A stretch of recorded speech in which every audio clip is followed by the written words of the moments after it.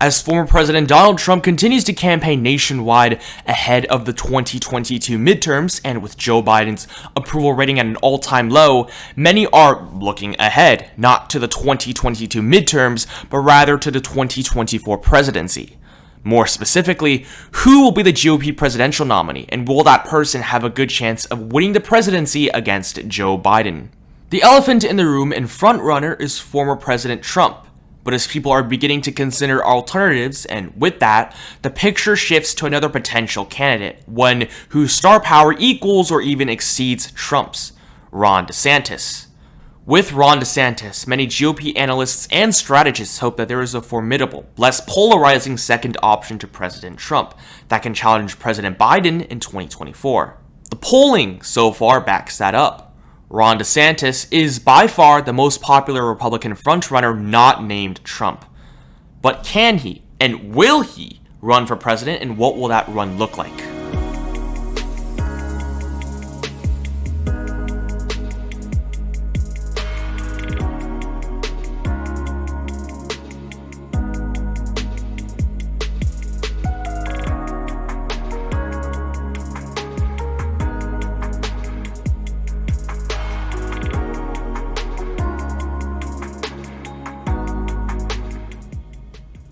To clarify, while we do not know for sure whether DeSantis will actually run or not, this video explores the hypothetical what if he did.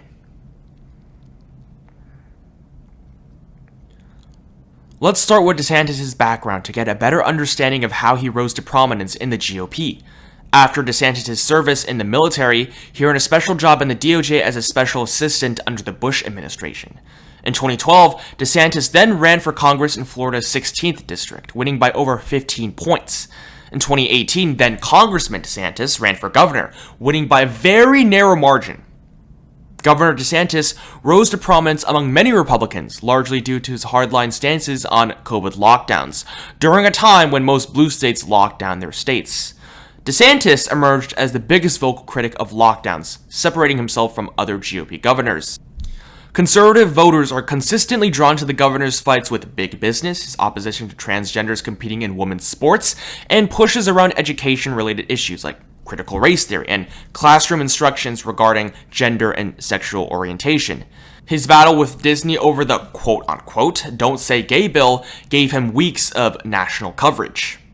In terms of getting things done and making ends meet for the conservative movement, he's had an incredibly impressive and successful record as a governor, with the amount of credibility and hate from the mainstream media comparable only Donald Trump.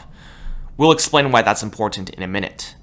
He's also been an incredibly active and unabashed culture warrior, not being afraid to stick his toes deep into social issues, which has separated him from other GOP governors and has been outspoken of big tech and the liberal elites.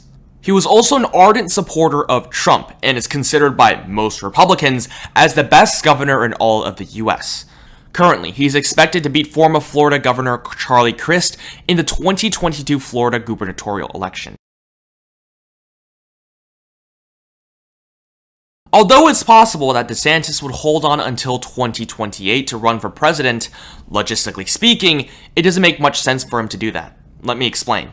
In politics, it usually doesn't make much sense not to take advantage of a growing momentum and energy. Not to mention, it's very hard to maintain that type of momentum for a long period of time. Take the example of Chris Christie. During 2012, he was a critically acclaimed governor, similar to DeSantis, but by 2016, his office was riddled with so many scandals that he was rendered unremarkable in the GOP presidential primary. Nobody in politics would wait until something bad happens under their watch, when they could immediately just go for the prize. DeSantis knows that his political window is closing fast, and that there's a narrow moment of popularity for him. In that case, why wouldn't he take the opportunity and make an attempt for the presidency? 2024 is DeSantis' opportunity to make a move. So why would he wait until 2028 when his policies and legislation would soon become a thing of the past and leave the minds of voters? By then, his spotlight would have been probably taken by some other senator or governor. Why settle and easily win another governorship in Florida with hundreds of millions of dollars in campaign money when you can go all out and try to beat Donald Trump? DeSantis and his campaign staff are not stupid. He knows this very well.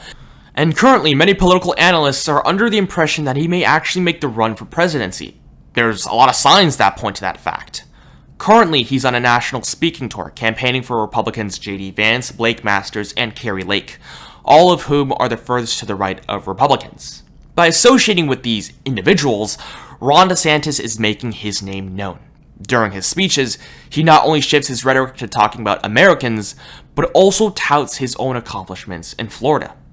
In fact, his speeches were more about himself rather than the candidate he's actually campaigning for. He was also a recent speaker at National Conservatism, where he hounded it on the elites and the institutions and the accomplishments that he's brought in as governor. He's also been a favorite on conservative media, such as Ben Shapiro, Sean Hannity, and on Fox and Friends. A most interesting part is that throughout all of these events recently, he really talks about the one thing that the GOP loves to talk about: Donald Trump. Does that mean he simply doesn't care about what happens to Trump? Or does that mean he's preparing for his opportunity to attack Trump? All of these signs point to a potential 2024 presidential term that DeSantis could potentially go for in the future.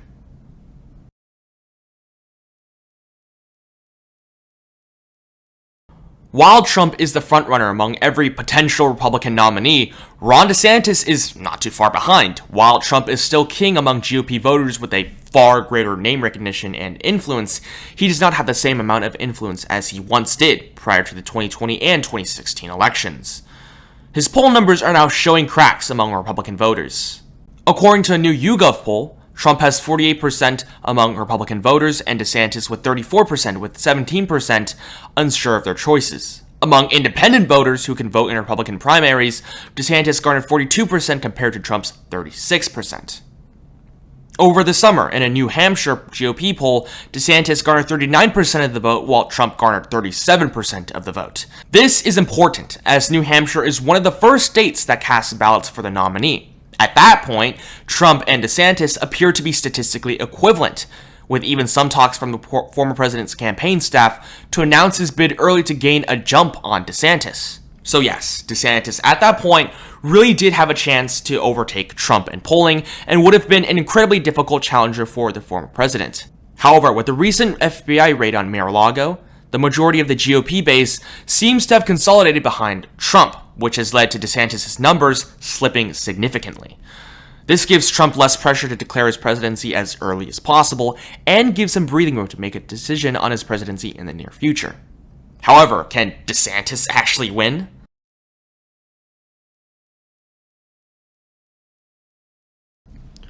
Though DeSantis is behind Trump in many polls, DeSantis has the chance to gain a jump on Trump in the GOP primary if he attacks him with proper force. Essentially speaking, Ron DeSantis' strategy will be to paint himself as being the epitome of Trumpism, just not Trump. Most likely his attacks will be along the lines of him being more Trump-like and more right-wing than even Trump himself. Ron DeSantis might also take note of the fact that he was much more effective at pushing forward the conservative agenda than Trump was as president. He might also make the case that he's a much better culture warrior, that he's not scared to actually challenge the liberal elites or the GOP establishment in a head-on-head match, which is a testament to vintage Trump. Essentially, DeSantis is Trump with better results to fall back on. The intention of this rhetoric is to make Trump look weak and make DeSantis look strong. And it works. DeSantis has his unique brand that's far more different from any other Republican candidate, and it shines through every time he enters the stage. DeSantis takes hardline conservative positions and uses the power that he's given to advance those positions as far as possible, regardless of consequences. That type of branding contrasts to Mike Pence or Liz Cheney, both of whom are expected to run to the left of Trump rather than run to the right of Trump, which will make them considerably less formidable in a hypothetical GOP primary. DeSantis knows that the best way to win over GOP voters is to be more right-wing than Trump himself. Difficult as it sounds, it's a very real possibility. If Trump does still manage to run for the presidency, he will have a tough time on his hands trying to deal with DeSantis, compared to if DeSantis didn't run. DeSantis is trouble for his campaign, and he knows it as well as any other Republican analyst. Mind you, that doesn't mean that Trump will lose the primary, but it will be an uphill battle for his bid for the Oval Office. Though Trump will have a hard time, chances are it might help improve his chances of re-election. Since he may very well lose to DeSantis, Trump will need to sharpen his talking points and respond to large concerns from his base. Trump will need to adapt, and he will need to show that he cares about his voters and that he hasn't lost his spirit or his entire brand. Ultimately, he'll need to prove through a primary with his Republican challengers that he's still up for the task, which, in theory, may create a much better and well-rounded Donald Trump. The other possibility is that DeSantis' bid may divide and polarize GOP voters.